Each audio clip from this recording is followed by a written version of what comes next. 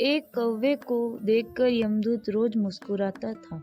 कौवे को लगा मौत नजदीक आ गई है।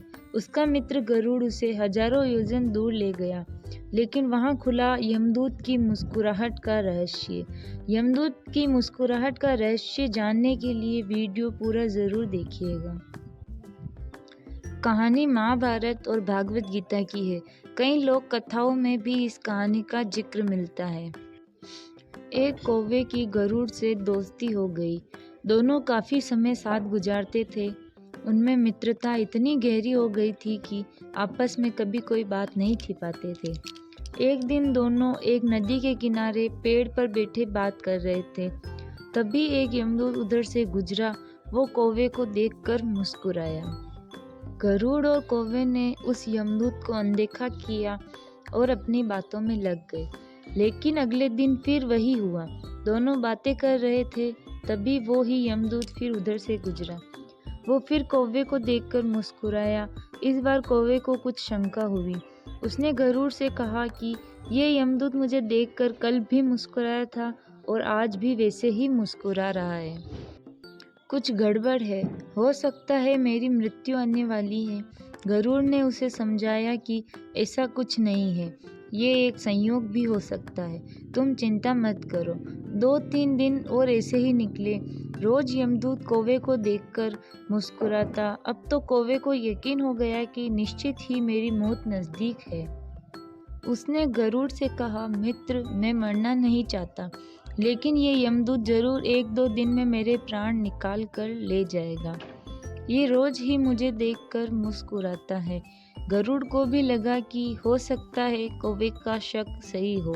उसने कौवे को धैर्य बंधाया। गरुड़ ने कौवे से कहा, तुम चिंता मत करो मित्र, मैं तुम्हें यहाँ से इतने दूर ले जाऊंगा कि ये यमदूत तुम्हें दिखाई ही ना दे।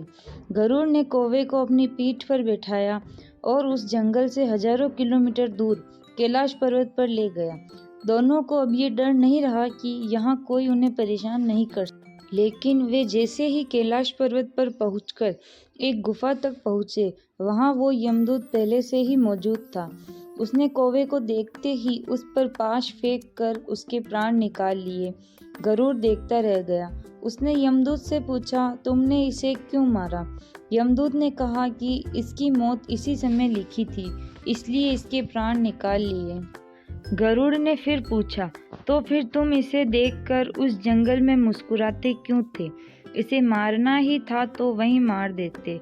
यमदूत ने जवाब दिया, इसकी मौत कैलाश पर्वत पर ही लिखी थी, लेकिन 4-5 दिन पहले इसे उस जंगल में देखकर मुझे ये आश्चर्य हो रहा था कि इतने कम समय में वहां पहुंचेगा कैसे, क्योंकि इसके पंख भी छोटे हैं और ये लंबी उड़ान भी नहीं भर सकता, तो हजारों योजन दूर कैलाश तक ये पहुंचेगा कैसे?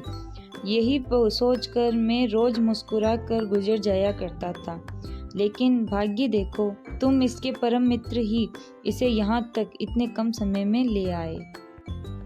सीख: जीवन और मृत्यु भाग्य की ही बात है। इससे कहीं भी छिपा या बचा नहीं जा सकता। जब तक जिंदगी है तब तक कोई आपको मार नहीं सकता, लेकिन अगर मृत्यु निकट हो तो कोई कोशिश आपको बचा नहीं सकती। दोस्तों, अगर आपको वीडियो पसंद आया हो तो वीडियो को लाइक और चैनल को सब्सक्राइब करना मत भूलिएगा।